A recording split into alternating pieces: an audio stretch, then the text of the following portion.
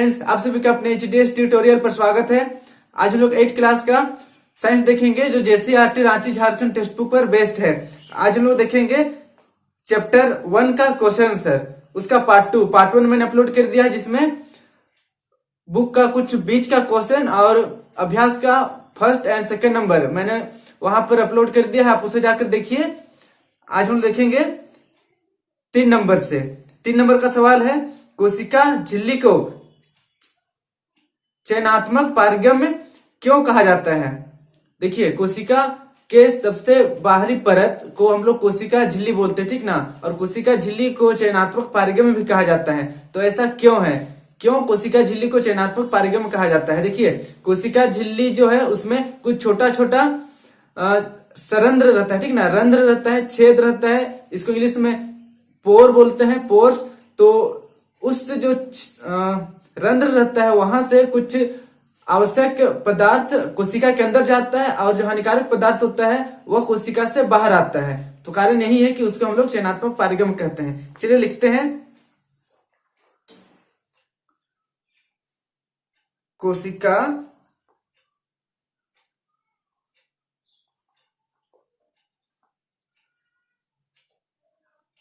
झिल्ली को चयनात्मक पारगम्य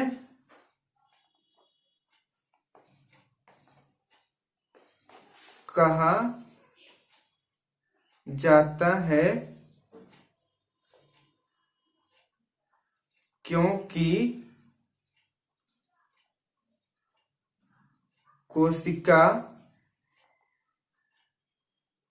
झिल्ली सरंध्र होती है। ये रंध्र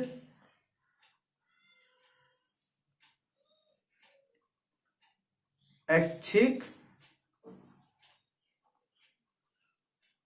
पदार्थों को कोशिका के अंदर आने देती है तथा हानिकारक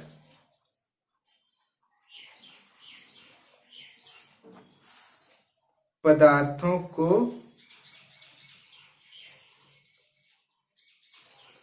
कोशिका से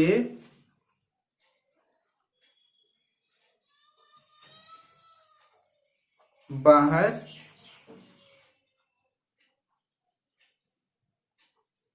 निकालती है, बाहर निकालती है। तो हो गया इसका आंसर। अब हम लोग बढ़ते हैं चौथा नंबर पर। चौथा नंबर का सवाल है, देखिए, कोशिका द्रव्य में पाए जाने वाले विभिन्न अंगकों के नाम और उनके मुख्य कार्यों को लिखिए। देखिए, कोशिका द्रव्य में जो अंग पाया जाता है वह है माइटोकॉन्ड्रिया, फिर गोल्गी का है, उसके बाद राइबोसोम, हरित लवक, ठीक ना। तो इस सब का नाम लिखना है और इसका काम लिखना है, ये क्या काम करता है कोशिका में। चलिए सबसे पहला लिखते हैं हम लोग माइटोकॉन्ड्रिया। माइटोकॉन्ड्रिया का क्या कार्य है, मैंने बताया है कि माइटोकॉन्ड्रिया जो है सेल को, मतलब कोशिका को ऊर्जा प्रदान करता है, ठीक ना। जिस तरह बैटरी से हमारा फोन को एनर्जी मिलता है, उसी तरह माइटोकॉन्ड्रिया से सेल को एनर्जी मिलता है।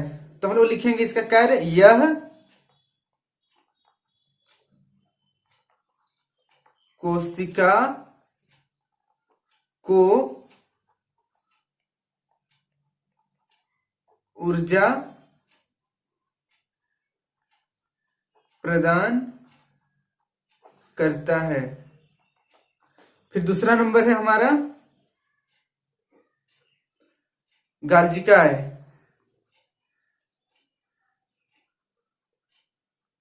गाल्जिकाय, देखिए गाल्जिकाय क्या करता है। गाल्जिकाय का वैसे तो बहुत सारा काम है, लेकिन हम लोग कुछ लिखेंगे उसमें से, जैसे पहला है यह अपशिष्ट पदार्थ को कोशिका से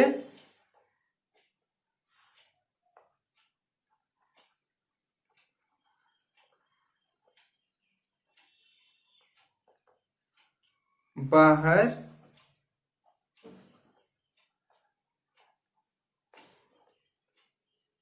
निकालने में सहायक है।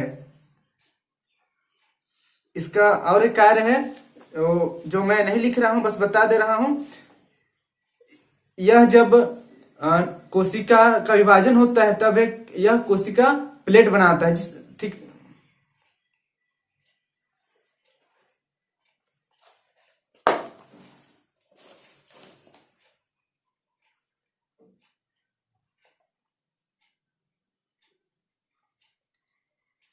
अब तीसरा देखते हैं राइबोसोम।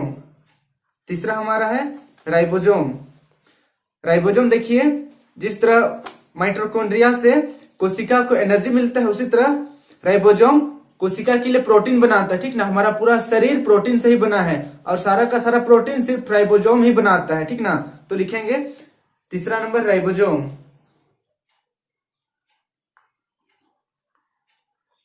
राइबोसोम या राइबोसोम, आप जो चाहे इसका प्रोनाउंसिएशन कर सकते हैं। यह प्रोटीन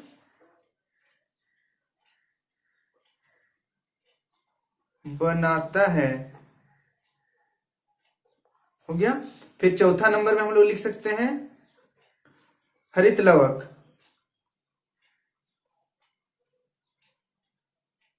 देखिए, हरित लवक जो है सिर्फ पौध कोशिका में पाया जाता है, ठीक ना। पौधा में सिर्फ पाया जाता है, जिसके कारण पौधा हरा होता है और यह प्रकाश संश्लेषण में पौधा को मदद करता है। तो लिखते हैं यह कोशिका को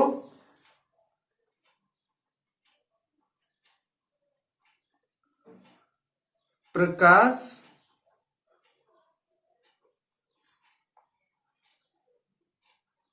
संश्लेषण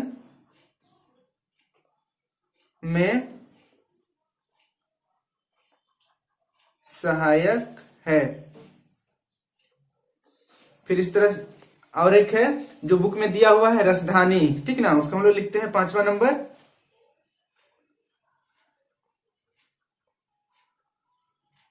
रसधानी। रसधानी क्या करता है, कोशिका में कुछ भोज्य पदार्थ को संग्रहित करके रखता है, ठीक ना। तो यह भोज्य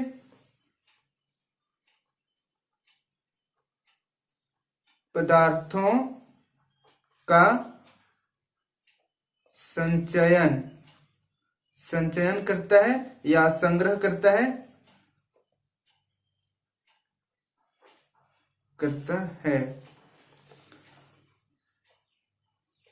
अब अगला नंबर है 5वां नंबर। 5वां नंबर का सवाल है कोशिका द्रव्य एवं केंद्रक द्रव्य में अंतर लिखिए। ये दोनों द्रवों को संयुक्त रूप से क्या कहा जाता है।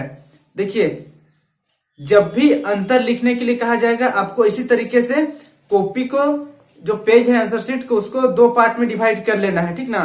उसके बाद एक तरफ पहला अंतर को लिखना है, फिर दूसरा तरफ जो क्वेश्चन में दिया हुआ रहेगा, जैसे यहाँ पर कोशिका द्रव्य दिया हुआ है, फिर केंद्रक द्रव्य दिया हुआ है, इस तरह से करना है आपको। अब देखिए, यहाँ पर कोशिका द्रव्य और केंद्रक द्रव्य, सबसे पहला अंतर तो ये है कि कोशिका द्रव्य कोशिका में पाया जाता है और केंद्रक द्रव्य केंद्रक में पाया जाता है। सिंपल है। सबसे पहला हम लोग अंतर लिखते हैं, यह कोशिका में पाया जाता है। फिर केंद्रक द्रव, यह केंद्रक में पाया जाता है। फिर दूसरा अंतर हो जाएगा, देखिए कोशिका द्रव्य में कुछ कोशिका अंगक होते हैं, ठीक ना, जैसे माइटोकॉन्ड्रिया हो गया, गोल्जिकाय हो गया, राइबोसोम हो गया, उस तरह तो उसको लिखेंगे, वो भी एक अंतर है। फिर केंद्रक द्रव में सिर्फ दो चीज पाया जाता है, पहला है केंद्रिका और दूसरा है गुणसूत्र।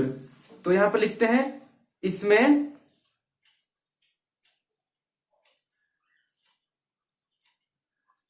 पाए जाने वाले अंगक,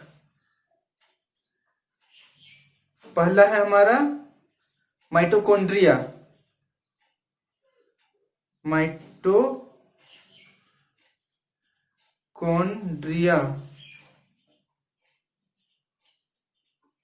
फिर दूसरा है हमारा राइबोसोम,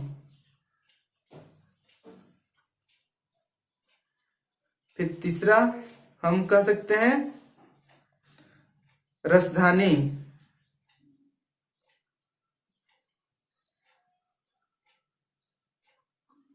फिर इस तरह देखिए केंद्रक द्रव में क्या पाया जाता है, इसमें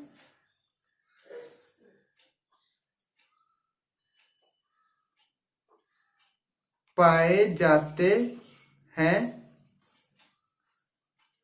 पहला हो गया केंद्रिका,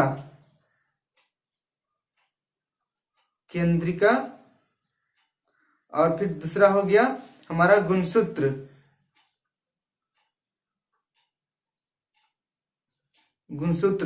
जिसको इंग्लिश में क्रोमोजोम बोलते हैं, और इसमें हमारा अनुवांशिक गुण छिपा हुआ रहता है।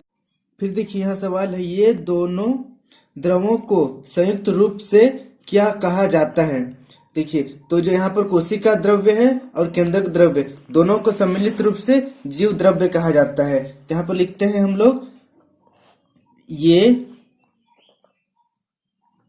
दोनों को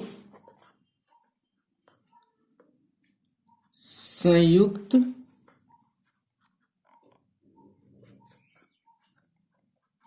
रूप से जीव द्रव्य कहा जाता है। अब हम लोग बढ़ते हैं अगला छठा नंबर पर। छठा नंबर का सवाल देखिए, छठा नंबर का सवाल है, चित्र बनाकर पौध कोशिका एवं जंतु कोशिका में अंतर स्पष्ट कीजिए। देखिए यहां पर भी अंतर पूछा जा रहा है, इसलिए मैंने पहले से आंसर शीट को दो पार्ट में डिवाइड कर दिया है। आप इधर पौध कोशिका को लिखेंगे, फिर सेकंड पार्ट में जंतु कोशिका को लिखेंगे। यहां पर देखिए चित्र बनाना है, उसके बाद अंतर भी लिखना है। पहले हम लोग यहाँ पर ड्रॉ करेंगे, एक कोशिका जो पौधा का है, दूसरा कोशिका जो जंतु का है, ठीक ना। मैं यहाँ पर जो पिक दे रहा हूं आप उससे भी ड्रॉ कर सकते हैं, बुक का है, और अगर उसमें प्रॉब्लम होता है तो आप, मैं यहाँ जो ड्रॉ करूंगा वो थोड़ा इजी रहेगा, आप इसमें भी ड्रॉ कर सकते हैं।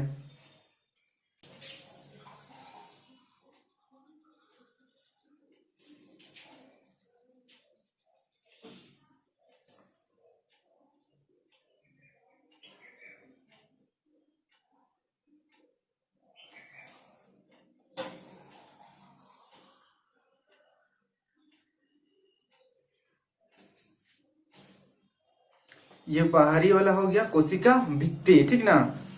अब इसका जो केंद्रक होता है वह कहीं पर साइड पर रहता है, और रिक्तिका यहाँ पर बड़ा सा होता है, ये बन गया रिक्तिका। फिर हम लोग एक बना देते हैं माइटोकॉन्ड्रिया, ये हो गया माइटोकॉन्ड्रिया। एक बना देते हैं यहाँ पर रसधानी, और एक बना देते हैं राइबोसोम, ये हो गया राइबोसोम। अब इधर बनाएंगे जंतु कोशिका,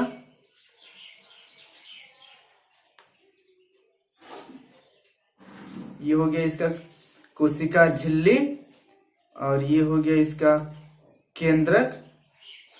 यहाँ पर हो गया कोशिका द्रव्य, यहाँ पर कोशिका द्रव्य है इसका।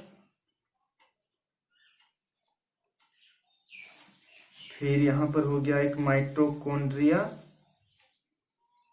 फिर ये राइबोसोम हो गया, रिक्तिका हो गया, यहाँ पर केंद्रिका हो गया और ये गुणसूत्र हो गया, और यहाँ पर केंद्रिका हो गया और इसका गुणसूत्र हो गया। चलिए अब इसका नाम लिखते हैं। ये हो गया हमारा कोशिका भित्ति, कोशिका भित्ति। अब देखिए जंतु कोशिका में कोशिका भित्ति नहीं होता है, तो एक अंतर मिल गया, ठीक ना। हम लोग यहाँ लिखते जाते हैं। पहला यहाँ पर है पहला पौध कोशिका, तो इसमें कोशिका भित्ति होती है, इसमें कोशिका भित्ति पाई जाती है। अच्छा रहेगा, पाई जाती है। फिर जंतु कोशिका में हो जाएगा, इसमें कोशिका भित्ति नहीं पाई जाती है, नहीं पाई जाती है। अब देखिए अगला जो अंतर है, केंद्रक। पौध कोशिका में केंद्रक देखिए बीच में नहीं है, केंद्र में नहीं है, थोड़ा सा हटकर है, और पौध कोशिका में केंद्रक बीच में है, ठीक ना। तो यहां पर इसको लिखते हैं, ये है केंद्रक, और इसका ये हो गया केंद्रक। हम लोग दूसरा अंतर लिख सकते हैं इसमें,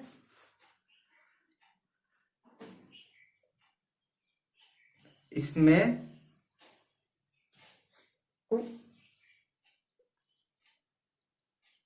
केंद्रक कोशिका के मध्य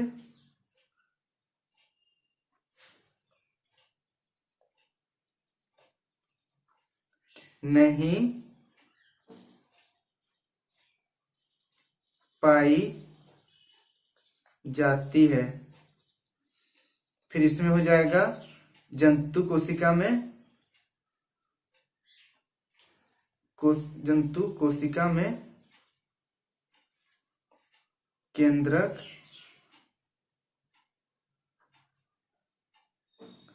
मध्य, कोशिका के मध्य,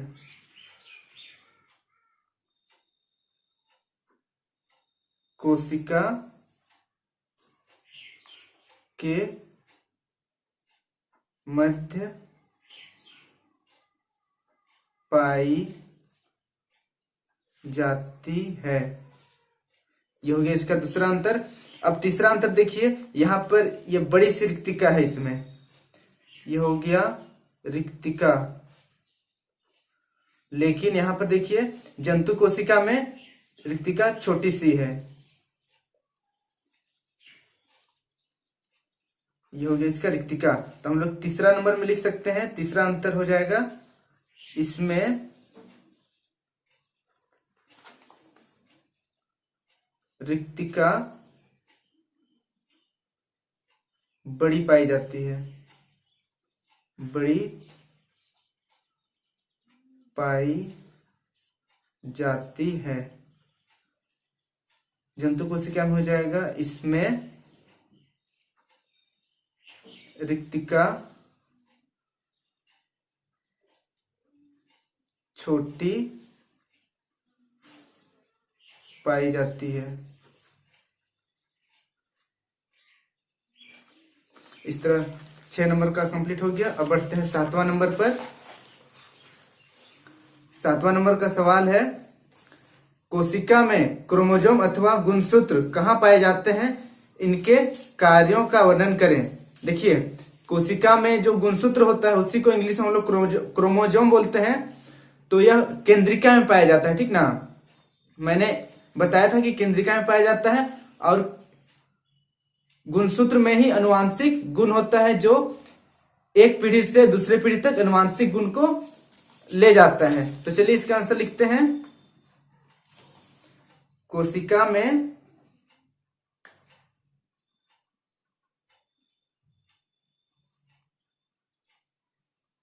क्रोमोसोम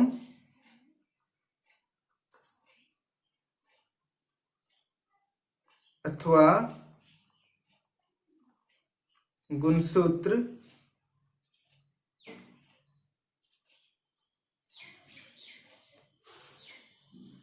कोशिका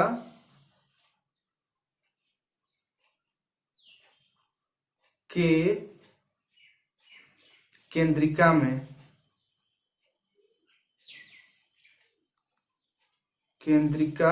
में पाई जाती है। अब लिखते हैं गुणसूत्र का कार्य।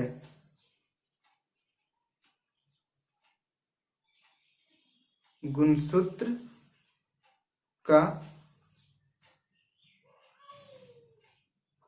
कार्य हम लोग लिखेंगे, यह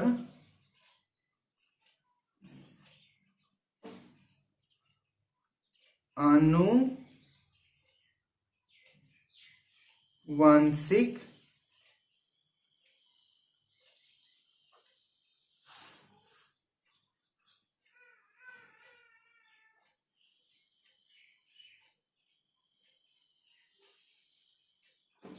गुणों को जनक से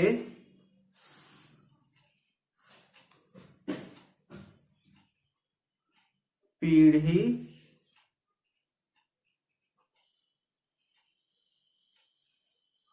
दर पीढ़ी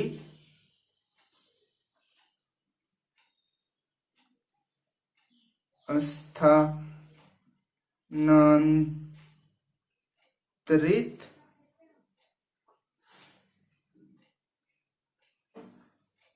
करता है।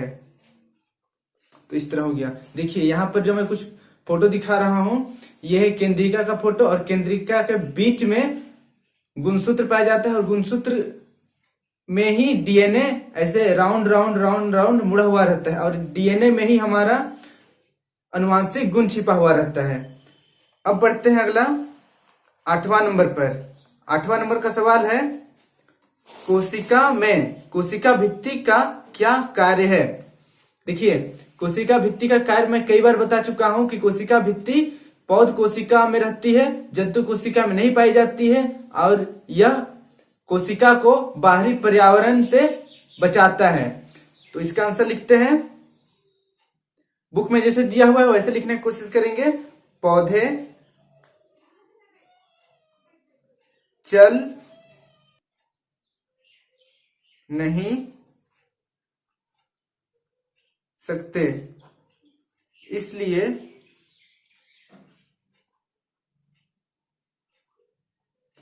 ताप में परिवर्तन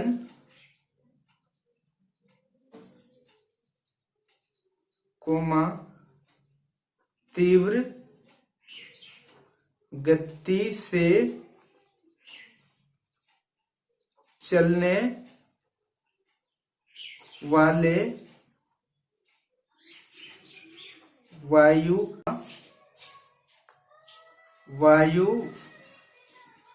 वायुमंडलीय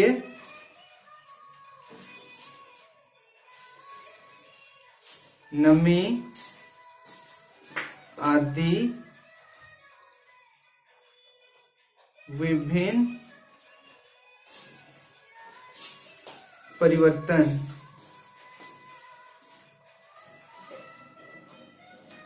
से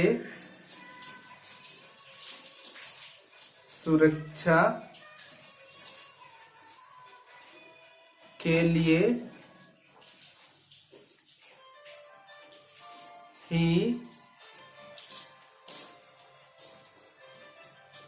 पौधों की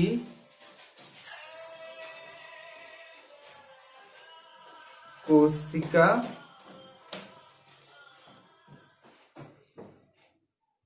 झिल्ली के बाहर एक मोटी परत होती है जिसे कोशिका भित्ति कहते हैं, और इसको कोशिका भित्ति को इंग्लिश में सेल वॉल कहते हैं। इस तरह देखिए, एक बार हम लोग इसको पढ़ लेते हैं।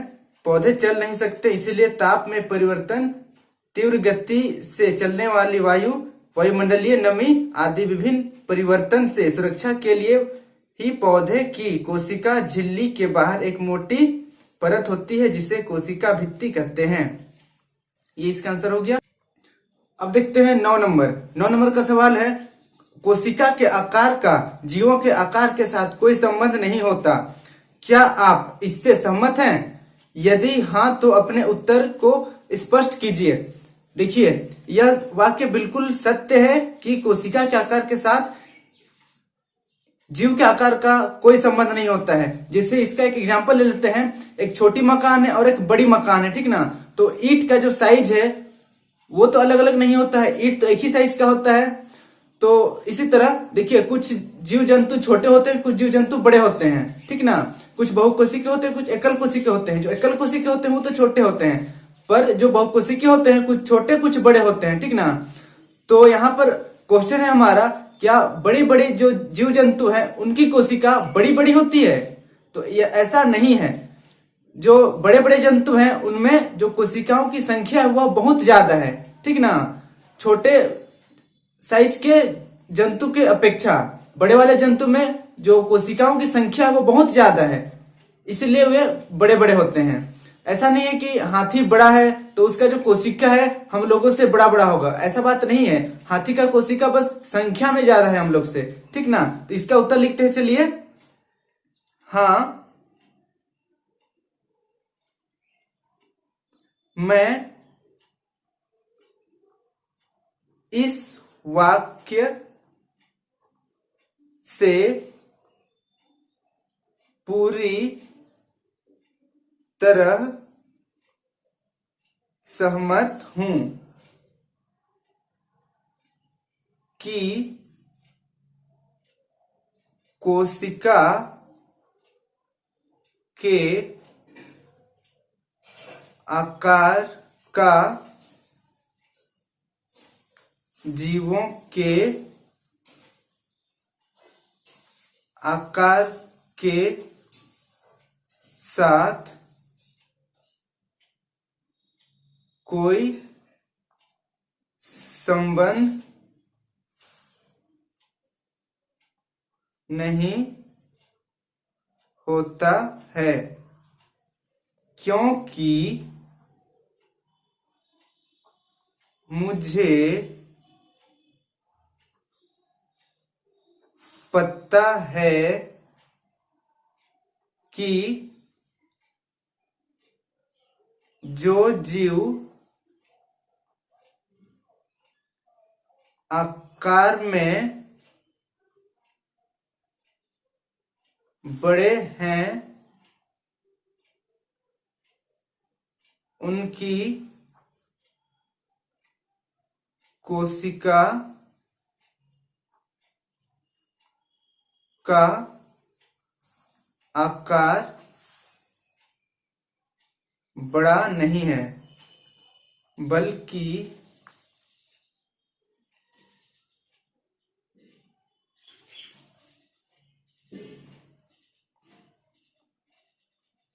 उनके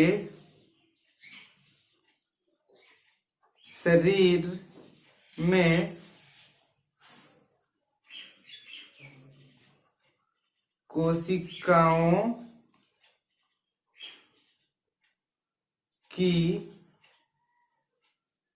संख्या काफी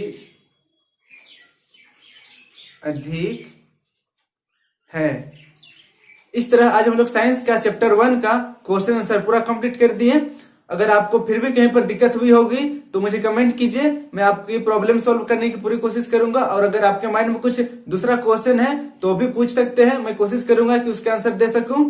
और मेरे साथ बने रहिए, क्योंकि कुछ समय बाद, हो सकता है नेक्स्ट वीक को ही, मैं एक प्रैक्टिकल लेकर आऊंगा, जो कि है प्याज का जो पतली परत होता है उसको काट कर मैं कोशिका दिखाने की कोशिश करूंगा। वीडियो अच्छी लगे तो लाइक कर दीजिए, और चैनल पर नए हैं तो सब्सक्राइब कर लीजिए और बेल आइकन को भी प्रेस कर दीजिए, ताकि जब भी मैं नया वीडियो अपलोड करूं अब तक नोटिफिकेशन चली जाए। और यह वीडियो अपने दोस्तों के साथ, अपने क्लासमेट के साथ जरूर शेयर करें, ताकि वह भी लॉकडाउन में कुछ पढ़ाई कर सके। Thank you for watching my video.